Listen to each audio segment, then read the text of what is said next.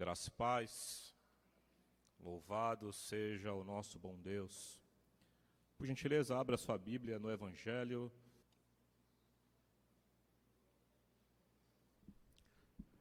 de Lucas, capítulo 4.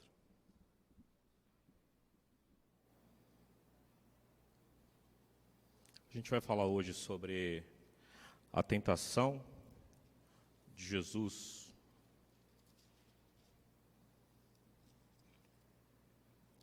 Sobre um aspecto muito importante nesta tentação ao qual o Senhor Jesus ele se expôs.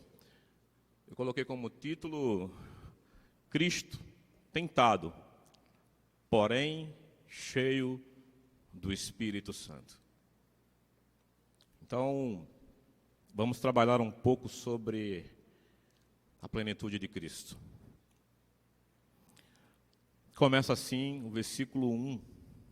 Jesus, cheio do Espírito Santo, voltou do Jordão e foi guiado pelo mesmo Espírito no deserto. Durante 40 dias, sendo tentado pelo diabo, nada comeu naqueles dias, ao fim dos quais teve fome.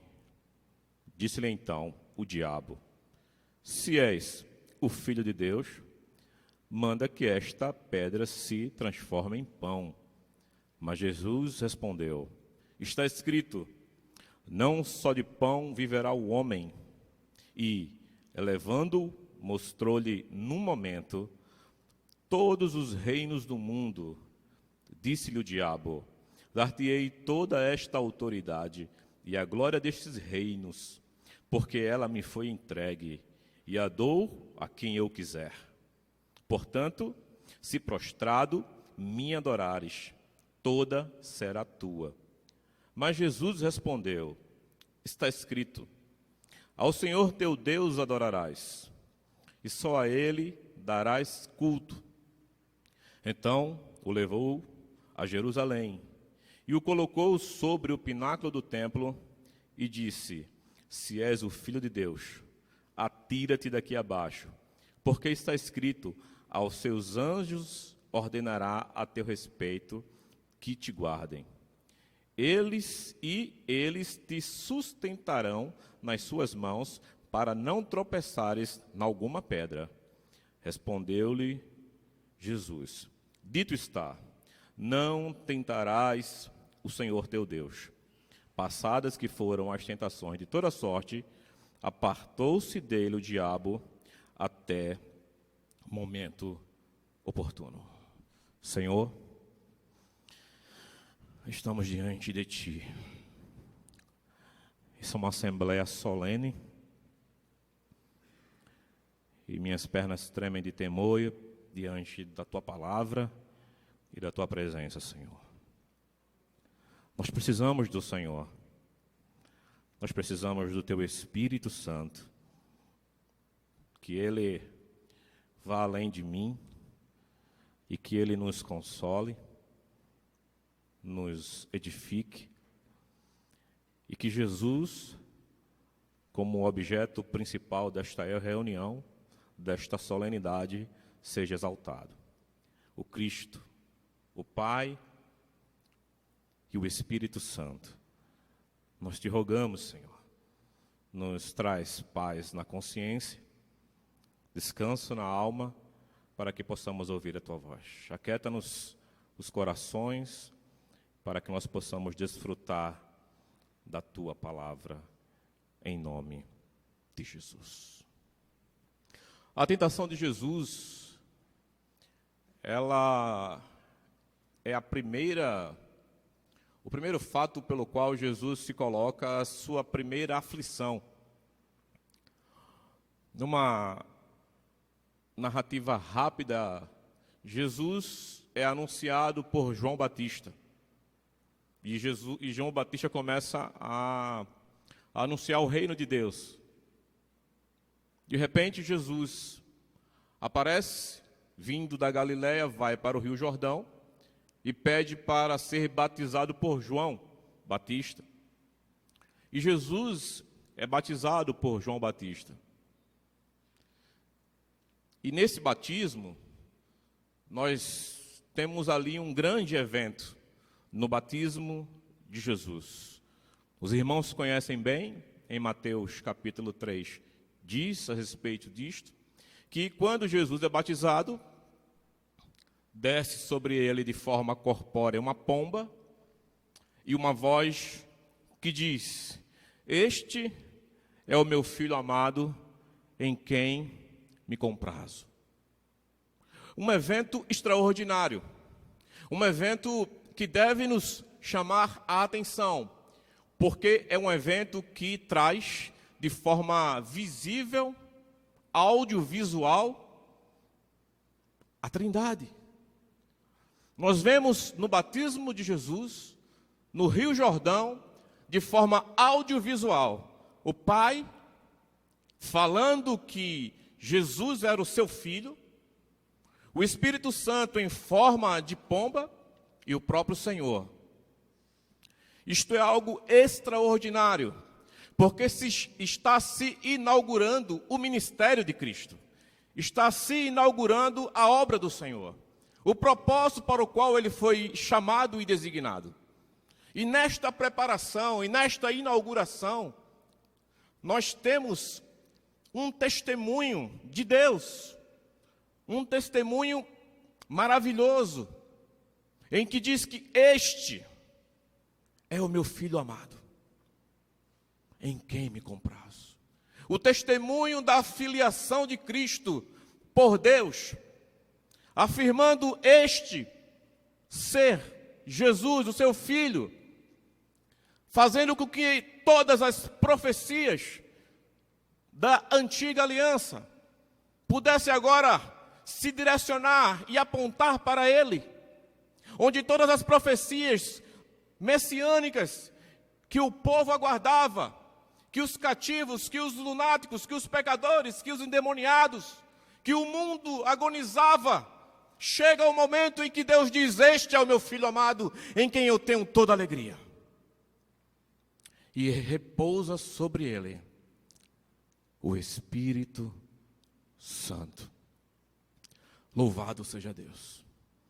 Porque o Cristo que nós cremos, o Jesus que nós confessamos, é um Cristo que tem um testemunho da própria Trindade, onde o Espírito e o Pai confirmam que Jesus não era mais um, mas que aquele ali era o Cristo, o Messias. E para Jesus, ouvindo o testemunho do seu Pai, recebendo o Espírito Santo, um testemunho público, não que Jesus precisasse ter a remissão dos seus pecados, mas para que se cumprisse o que estava escrito ao seu respeito, Jesus diz que, no versículo 1 que nós lemos, do Evangelho de Lucas, Jesus, cheio do Espírito Santo, voltou do Jordão e foi guiado pelo mesmo Espírito ao deserto. Jesus foi guiado. Em Marcos capítulo 1, verso 12, diz assim, é uma expressão diferente do que nós temos em Lucas. Ele diz assim: logo, Jesus, logo sendo batizado, o Espírito Santo o impeliu para o deserto. Uma palavra difícil, de muita dificuldade, essa palavra impelir, que é uma ideia de ser lançado com uma certa agressividade e urgência, que era uma palavra que Jesus usava para expelir os demônios, é a mesma palavra. A ideia de que quando ele sai do batismo, quando ele recebe o testemunho paternal, quando ele recebe o Espírito Santo, ele é lançado pelo Espírito Santo, guiado, levado pelo Espírito Santo ao deserto.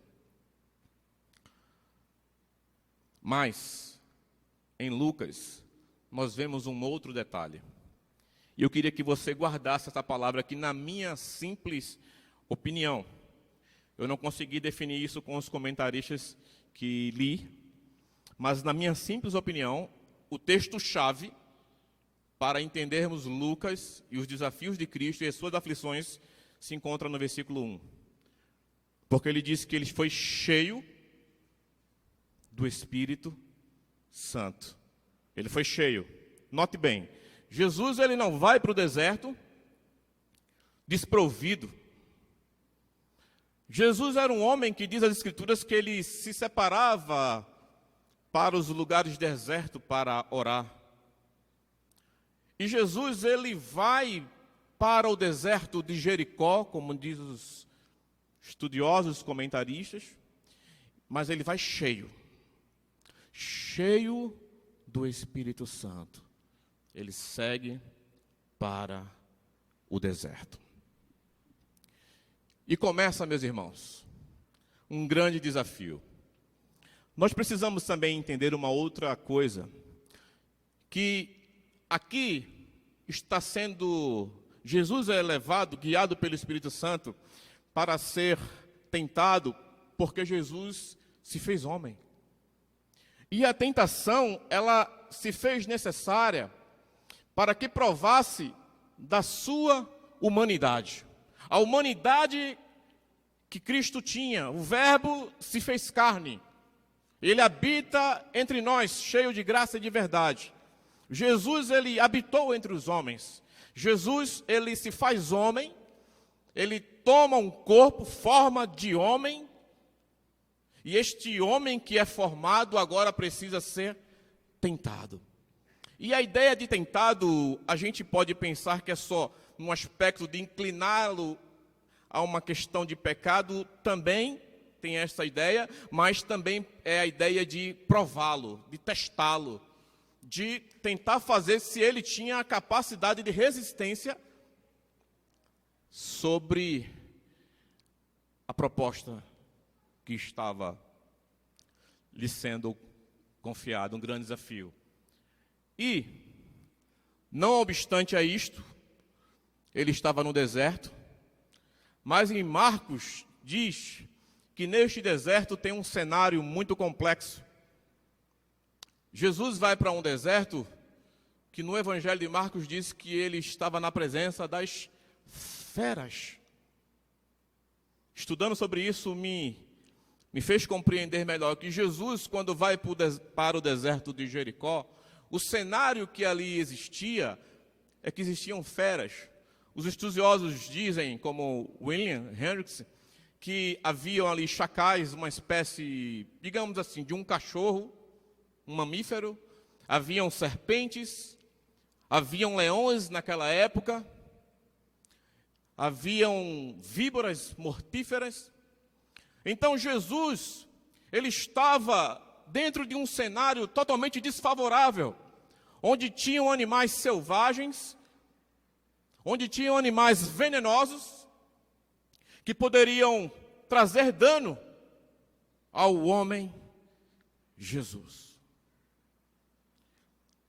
Então o cenário era um cenário de deserto, em que durante o dia se havia altas temperaturas, areias escaldantes, cavernas. À noite a temperatura baixava, e ele tinha pela manhã o sol, o calor, e à noite ele tinha o frio e o vento. Os animais, chacais, serpentes, víboras, leões, leopardos. Jesus estava num cenário totalmente ermo e que nenhum de nós gostaríamos de estar. E sozinho, jejuando e buscando a face de Deus. Além disto, além desse cenário das feras, climático, existia o diabo. O diabo que você precisa voltar lá para o início das Escrituras e entender que o diabo, era um adversário à altura da sua humanidade. Olhar para o diabo hoje, com a revelação e iluminação bíblica que temos, talvez nós não consigamos chegar muito bem ao texto, mas olhar para o diabo que havia derrubado Adão, que havia trazido um prejuízo à humanidade, que por causa do pecado de Adão, onde Satanás, em forma de serpente, seduz a mulher, engana o homem, leva o homem ao pecado original, e todos pecaram e carecem da glória de Deus, e todos estão destituídos da glória de Deus, e todas as esferas naturais, os animais, o cosmos, toda a esfera humana, geográfica, tudo foi destruído pelo poder do pecado original. O diabo já tinha conseguido, em 1 Crônicas, no capítulo 21, diz assim: e Satanás, se levantando contra Israel, incitou a Davi a contar o censo, a contar o povo, o seu exército. Um grande pecado que Davi cometera. O diabo no Velho Testamento, ele incita Davi a cometer pecado. Então o diabo, ele já vinha tendo êxito. O diabo já tinha conquistado alguns objetivos.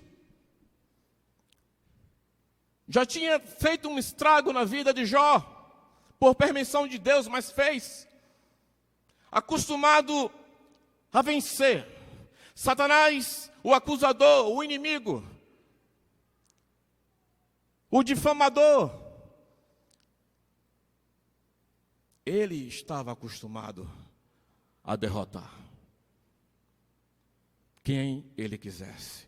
Adão, Davi. E diferente de todos estes, é que Satanás vai atacar, o Espírito Santo leva Jesus para o território dele. Note isso. Jesus é levado para o território de Satanás para ser tentado. Muitas vezes, irmãos, a nossa vida é assim.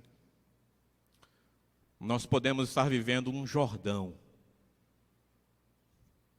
A unção, o testemunho de Deus, pessoas, público, mas por uma razão ou outra, o Senhor nos arrebata para o deserto da vida. E nós podemos nos identificar com Cristo porque estava aqui a humanidade de Cristo sendo provada. Nós precisamos também observar algo muito interessante a respeito desta tentação. Jesus cheio para ser provado pelo diabo. Mas eu queria fazer um contraste sobre o primeiro Adão e o último Adão. O primeiro Adão, ele estava num paraíso. Ele tinha, por ordem de Deus, ele podia comer de todas as árvores, menos a do fruto do conhecimento do bem e do mal. Ele tinha os animais submissos a si. Ele estava numa temperatura agradável. Havia o orvalho. Ele poderia comer das delícias do jardim de Deus. Adão estava bem. Não somente isso. Na questão da alimentação e da questão dos animais que estavam submissos a si, nós vemos o contraste que Jesus vai em jejum e tinham as feras que poderiam atacá-lo. Adão tinha uma mulher, Eva. Adão poderia desfrutar de uma companhia. Adão poderia conversar no jardim, brincar no jardim. E Jesus estava sozinho num deserto. Adão poderia desfrutar do deleite sexual com Eva. Poderia desfrutar dos prazeres orgânicos, naturais, abençoados por Deus, ide multiplicáveis, enchei a terra, era a ordem. Jesus não tinha uma mulher, não tinha ninguém, e estava privado de todo e qualquer prazer. Não somente isto, mas Adão tinha, na viração do dia, a visitação de Deus. Adão tinha Deus para comungar com ele. Olha só que extraordinário. Deus descendo na viração do dia para conversar com Adão, para se relacionar com Adão. Adão tinha a presença do Pai. Adão tinha a presença de Deus. Adão tinha alimentação, companhia feminina, sexualidade. Adão desfrutava do prazer. Tinha submissão territorial. E Jesus tinha a companhia do Satanás, do adversário, do inimigo, da serpente. Observe esse contraste. E isto faz com que meditemos na grandeza da obra, da pessoa de Jesus Cristo. Porque Ele esvaziou de si mesmo, tomando forma de servo e de figura humana. Ele não usou como usurpação ser igual a Deus. Então Jesus estava ali, naquele cenário. O que nós podemos aprender com isso, meus irmãos? Nós podemos aprender o que Hebreus diz no capítulo 4, que Jesus, sendo tentado em tudo, a nossa semelhança, pode nos socorrer, mas sem pecado. Jesus, sendo tentado em tudo, a nossa semelhança, mas sem pecado, porque a tentação que veio sobre Jesus é diferente da tentação que vem sobre nós. Nós temos uma natureza caída, nós temos uma concupiscência, nós temos os desejos da nossa carne, da queda, nós temos a corrupção na nossa carne. Mas esta corrupção na nossa carne, esse pecado, Jesus conhece na sua própria carne, sem pecado. Então Ele sabe do que nós passamos e Ele pode nos socorrer, porque Ele fora tentado em tudo. Então, isto, com base na afirmação do autor aos Hebreus, isto nos livra da desculpa. Porque Ele pode socorrer todos aqueles, porque Ele é um grande sumo sacerdote. Meus irmãos, Jesus, Ele vai passar pelos 3 processos da tentação. Então, Jesus estava 40 dias sem comer, Jesus estava sozinho, Jesus estava abatido, possivelmente magro. Eu fico pensando a gente vai fazer um exame de sangue, 12 horas. 12 horas só 12 horas. Tem gente que você vai no consultório, os pessoal estão se tremendo, irmão. Você imagina 40 dias, sendo tentado.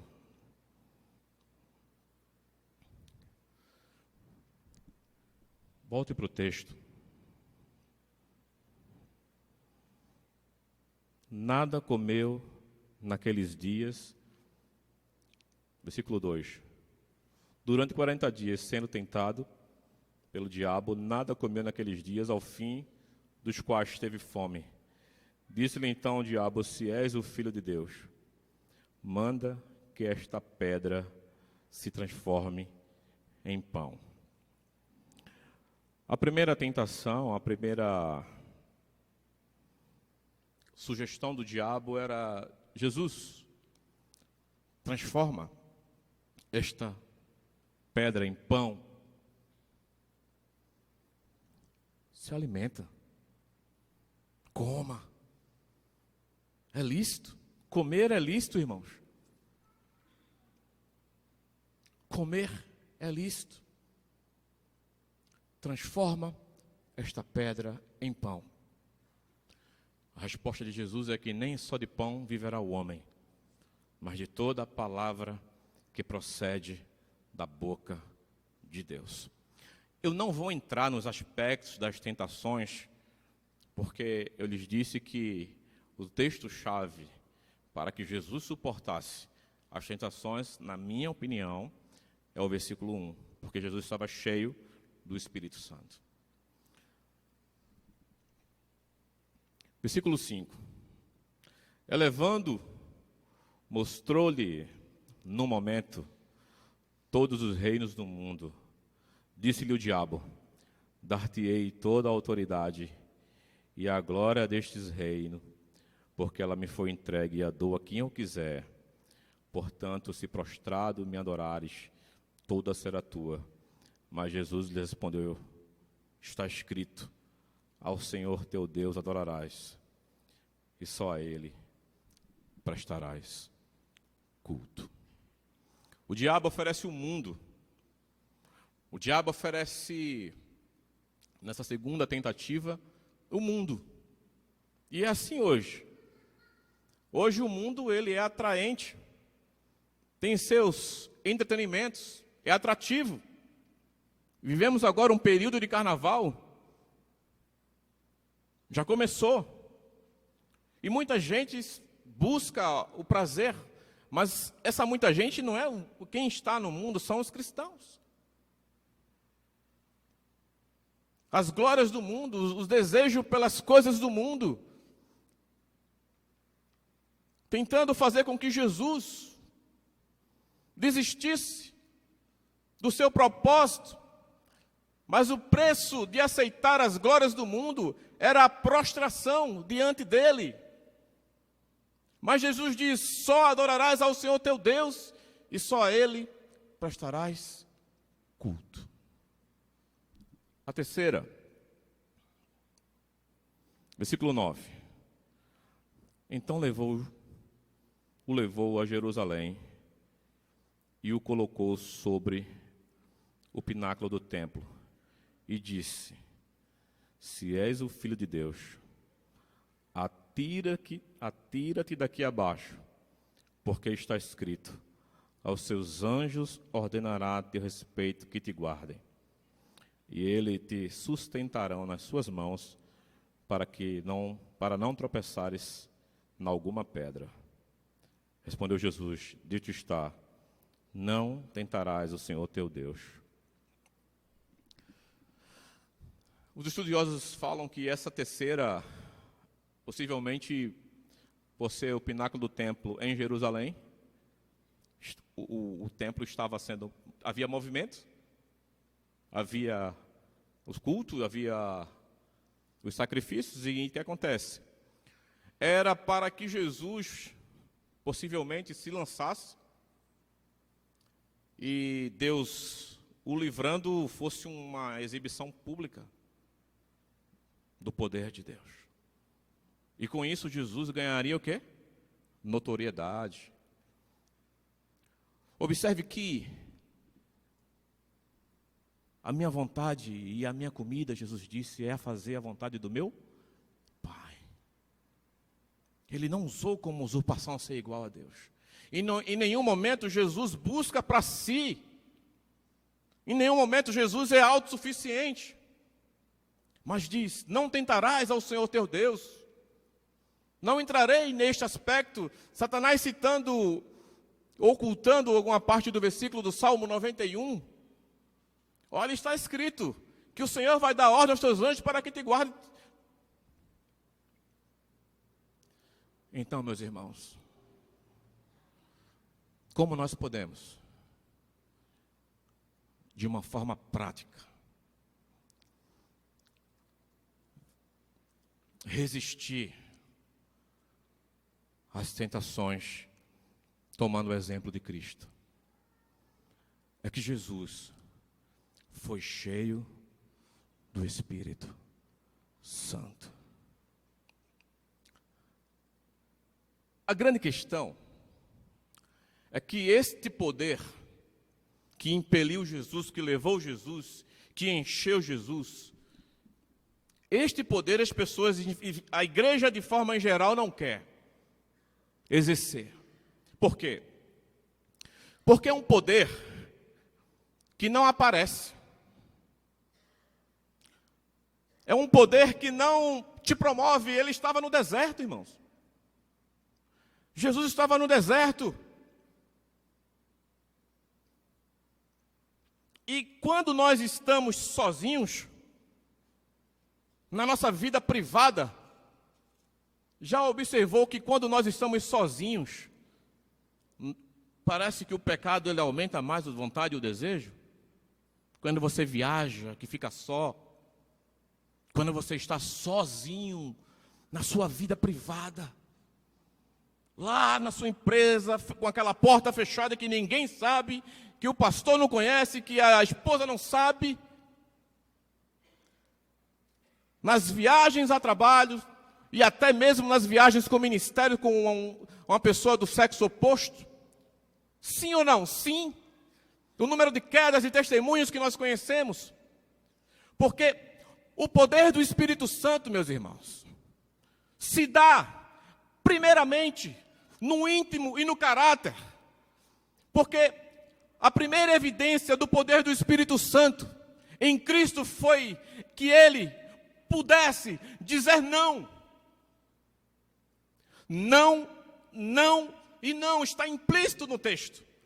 Em nenhum momento ele aceitou as propostas, por mais que fossem e foram tentadoras, para quem estava com fome, para quem tinha vindo para ser rei, e que estava começando o ministério de poder e de milagre, de demonstração de poder. Satanás tenta antecipar, Satanás tenta fazer com que ele transforme a pedra em pão, para que ele fosse independente. E Satanás tenta promover um reino que não era o reino de Deus. E Satanás tenta trazer uma fama que não era a fama que o Pai tinha separado para ele. Então a primeira evidência de uma pessoa cheia do Espírito Santo é conseguir dizer não. E essa evidência não populariza. Esta evidência não te coloca no pico do mundo. Porque essa evidência é no seu privado. É no seu íntimo. É quando Satanás diz, você é melhor do que o seu irmão. Você fala, não, Senhor, guarda a minha vida. Quando diz, olha, você pode, e quando vem as imaginações mais loucas, satânicas, e você reprime isso em oração. É esse poder.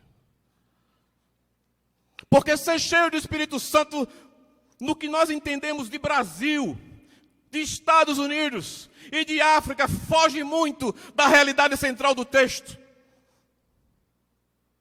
Porque o testemunho audiovisual foi que este é meu filho amado, que o Espírito Santo desceu sobre ele e que ele foi enfrentar o seu maior adversário. Não acho que naquele momento Satanás era um adversário fraco, mas era um adversário que tinha toda a condição de poder prová-lo, de poder persuadi-lo. Mas Jesus, como estava cheio do Espírito Santo, ele tinha o poder para dizer não. Dizer não. Não é dizer não no aspecto ético das questões da vida. É dizer não para tudo aquilo que não é a vontade de Deus. Ser cheio do Espírito Santo no segundo aspecto. Para obedecer.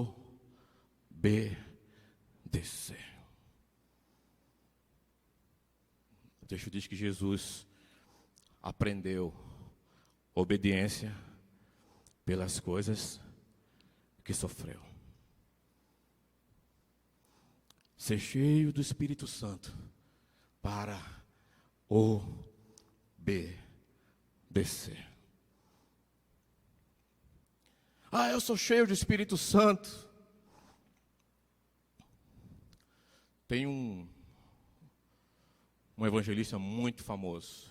Eu, em respeito ao nome dele, na década de 80, 90, fazia transmissão americano.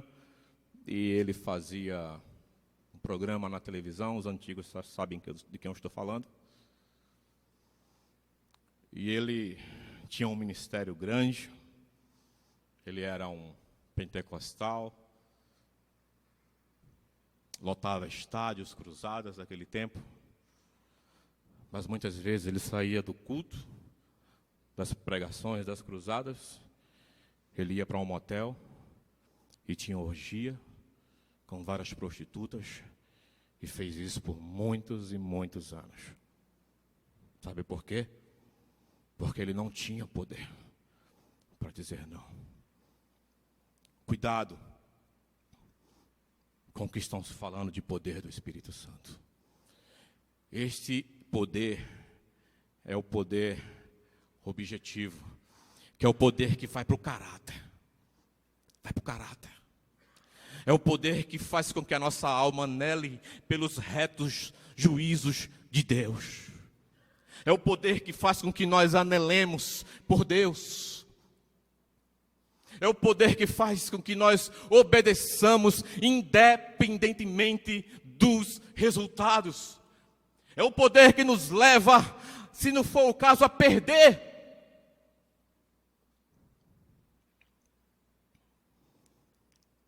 Ser cheio do Espírito Santo é um poder para que nós possamos cumprir com a vontade de Deus. Eu vou fazer uma ilustração aqui.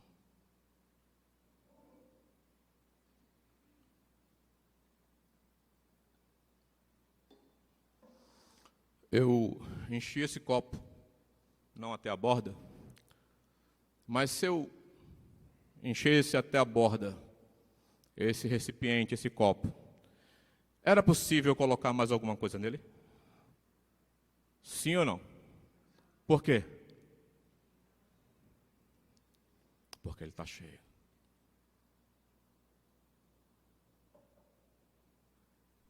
Assim é o caráter de Cristo.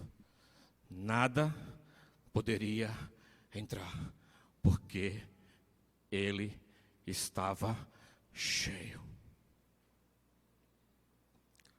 O grande problema, irmãos, é que ser cheio do Espírito Santo é uma realidade de poucos ou de quase nenhum. E que nós atribuímos ao ser cheio do Espírito Santo a estereótipos como gritos, expulsão de demônios, pseudos curas. Porque a primeira prova de Cristo não foi fazer nenhuma exibição. Note que é o início do seu ministério, é a inauguração do seu ministério.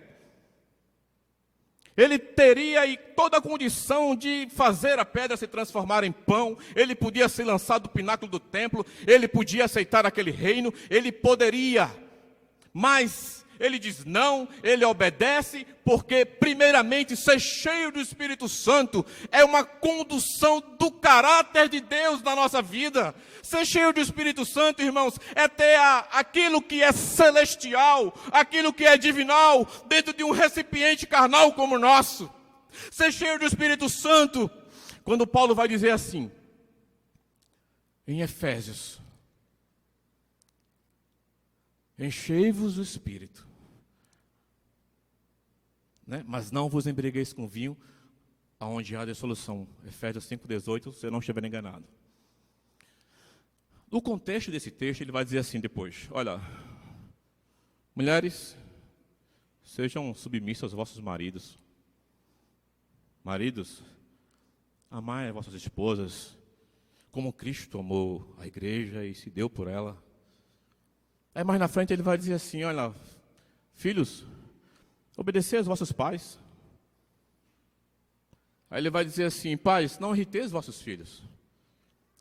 Patrões, trateis bem os vossos empregados.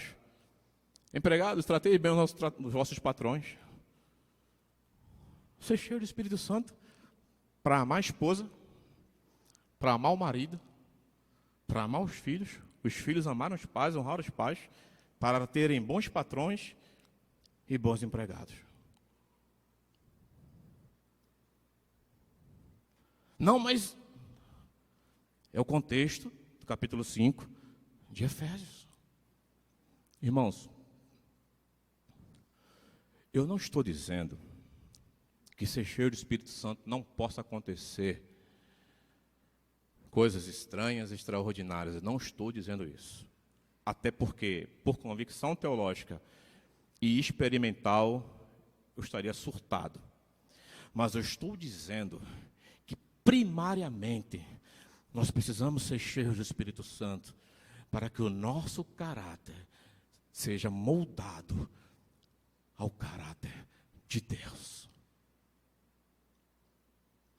Romanos 5,5, que o amor de Deus foi derramado em nossos corações pelo Espírito Santo.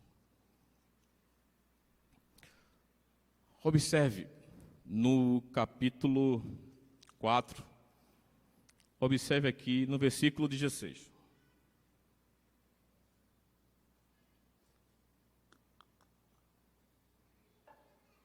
Perdão, versículo 14. Então, Jesus, no poder do Espírito, regressou para a Galileia, e a sua fama ocorreu por toda a circunvizinhança. Nós lemos no versículo 1 que Jesus foi, no poder do Espírito, e cheio do Espírito, para o deserto. Aqui, no versículo 14, então Jesus, no poder do Espírito, regressou para a Galileia. No Jordão, Jesus recebe o Espírito. Vai no poder do Espírito e cheio do Espírito para o deserto. E como é que ele sai do deserto? No poder do Espírito. Em todo o tempo, Cristo, unido a esta dependência. Agora veja o que ele vai fazer na sinagoga. Versículo 16. Indo para Nazaré, onde fora criado, entrou no sábado na sinagoga, segundo o seu costume, e levantou-se para ler. Disse-lhe, então lhe deram um livro do profeta Isaías, e abrindo o livro, achou o lugar onde estava escrito: o Espírito do Senhor está sobre mim, pelo que me ungiu para evangelizar os pobres. Enviou-me para proclamar libertação aos cativos e restauração da vista aos cegos, para pôr em liberdade os oprimidos e apregoar o ano aceitável do Senhor. Tendo fechado o livro, devolveu-o ao assistente, sentou-se, e todos na sinagoga tinham os olhos fitos nele. Então passou Jesus a dizer: hoje, observe que o hoje está com H maiúsculo, pelo menos na minha Bíblia, se cumpriu a escritura que acabais de ouvir. Olha que interessante. Jesus recebe no Jordão o Espírito de forma de pomba. Jesus vai no poder e cheio do Espírito Santo para o deserto, para ser tentado. Jesus volta do deserto no poder do Espírito Santo,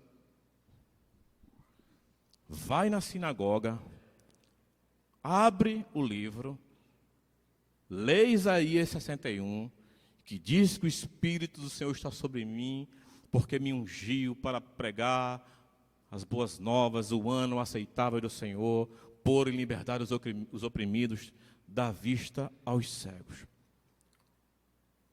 Naquele momento ele diz: porque hoje se cumpre esta profecia. Ora, ele não já tinha conseguido vencer o diabo por estar pleno? Mas observe que ele só vai dizer que o cumprimento da profecia se dá naquele dia quando ele é aprovado. E agora, como aprovado de Deus, ele agora poderia exercer o propósito para o qual Deus o chamou. Em outras palavras, Jesus estava dizendo: agora se preparem, porque os cegos vão ver, os surdos vão ouvir, porque agora é o ano aceitável do Senhor, e eu vou dar vista aos cegos, eu vou proclamar o Evangelho, eu vou para a cruz. Mas ele disse: porque o Espírito do Senhor está sobre mim, pelo que me ungiu. A dependência de Cristo, a pessoa do Espírito. Dependência do Espírito Santo, meus irmãos.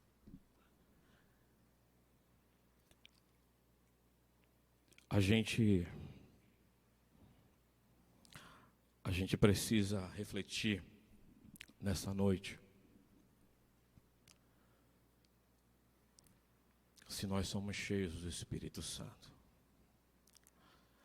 Talvez estejamos ou estamos caídos nos pães que o diabo tem nos oferecido. Talvez os nossos olhos estejam voltados para as glórias do mundo. E talvez a gente já está enchendo a cota de tentar a Deus com as nossas aventuras.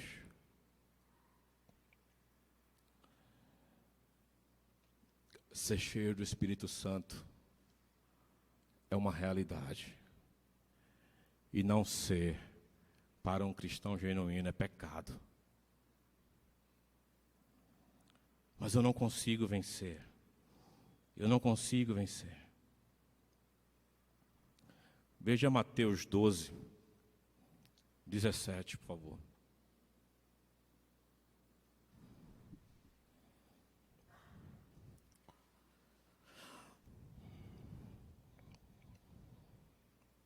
lhes disse que Jesus era o alvo do cumprimento das profecias. Versículo Mateus 12, vamos para o versículo 14. Retirando-se, porém, os fariseus, conspiravam contra ele sobre como lhe tirariam a vida. Mas Jesus, sabendo disto, afastou-se dali. Muitos o seguiram, e a todos ele curou, advertindo-lhes, porém, que o não expusessem à publicidade, para se cumprir o que foi dito por intermédio do profeta Isaías. Ele vai citar aqui Isaías 42. Eis aqui o meu servo, que escolhi, o meu amado, em quem minha alma se compraz. Farei repousar sobre ele o meu espírito, e ele anunciará juízo aos gentios. Uma segunda citação, uma segunda profecia cumprida. E ambas as profecias é que o Espírito do Senhor estava sobre ele. A pergunta é: que tipo de relação nós temos tido com o Senhor? E que tipo de relação nós temos tido com o pecado? Porque para um crente genuíno, nós só vamos conseguir dizer não e obedecer esse poder se a gente for cheio do Espírito Santo. Para isso Deus deu a palavra, a oração e a comunhão dos santos. Nós não somos cheios do Espírito Santo sozinhos. Quando vos reunis, um tem salmo, outro tem hino, outro tem cântico. Deixar de congregar não é uma opção. Nós precisamos depender de Cristo, para que Cristo derrame sobre nós o Espírito Santo. Se não me falha a memória, Lucas 18 diz: porventura não dará o Senhor o Espírito Santo a todos quanto lhe pedirem? O problema é que tipo de informação nós temos a respeito do Espírito Santo. O grande índice de deprimidos, de pessoas sem paz, que não conseguem desenvolver o fruto do Espírito, que é paz, alegria, amor, mansidão. São essas evidências. Evidências práticas. Falar baixo. Ser cheio do Espírito Santo até nos educa, irmãos. Até educado a gente fica.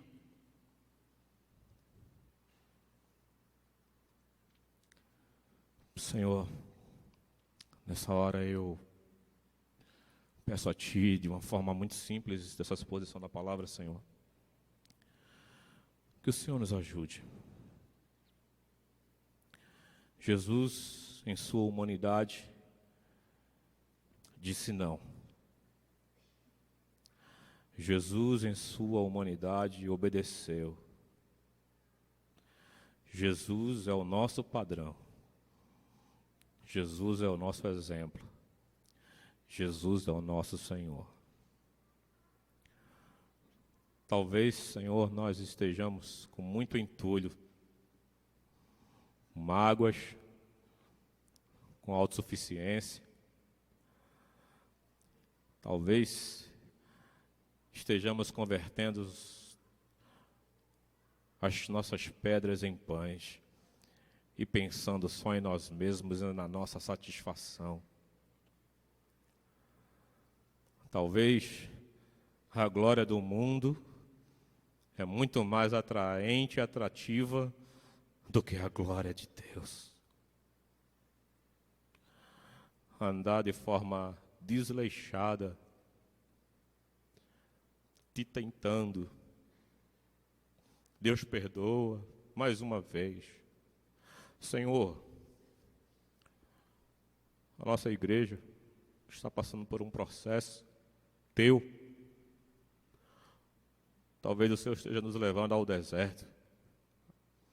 A nossa liderança, a minha, a nossa igreja toda. Mas se nós formos para esse deserto, Senhor, nos enche do teu Espírito. Destrava as angústias que estão na alma, Senhor.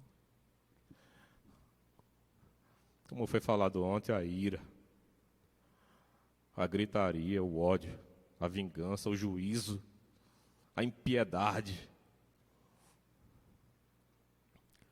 Socorre os nossos jovens que são tentados no corpo, na sexualidade. Ajuda-os a que eles digam não.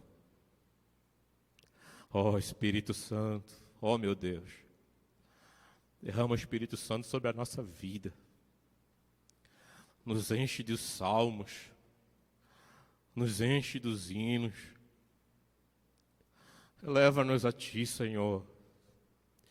Nos perdoa, Senhor, com a vida medíocre de oração, leituras rápidas, confissões toscas, exemplos errados, falsos profetas da internet, falsas doutrinas.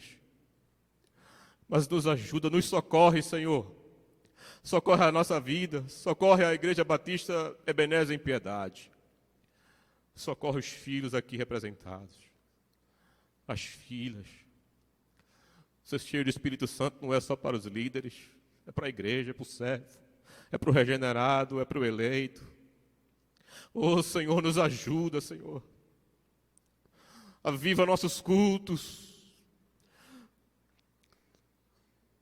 Nos traz uma convicção de pecado, Senhor.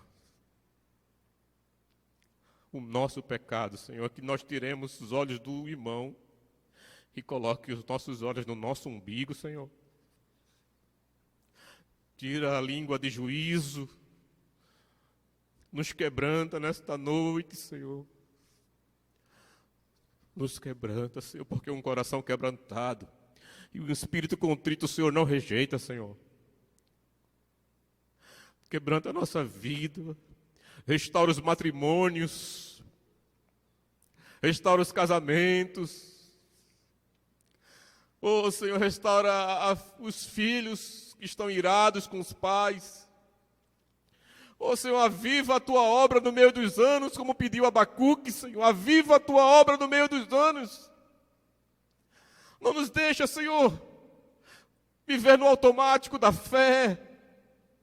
Não nos deixa, Senhor, vivermos vazios, porque nós temos um adversário que nos conhece, que nos seduz, que sabe dos nossos pecados de estimação, Senhor, que sabe da nossa fragilidade. Mas também sabemos que se nós formos cheios do Espírito Santo, nós não seremos isentos de ir para o deserto, mas nós teremos a condição de passar pelo deserto. Que ser cheio do Espírito Santo não nos isenta do sofrimento, mas ser cheio do Espírito Santo acalenta e diminui o nosso sofrimento, Senhor. Oh, Senhor, nos perdoa em nome do Pai, do Filho e do Espírito Santo.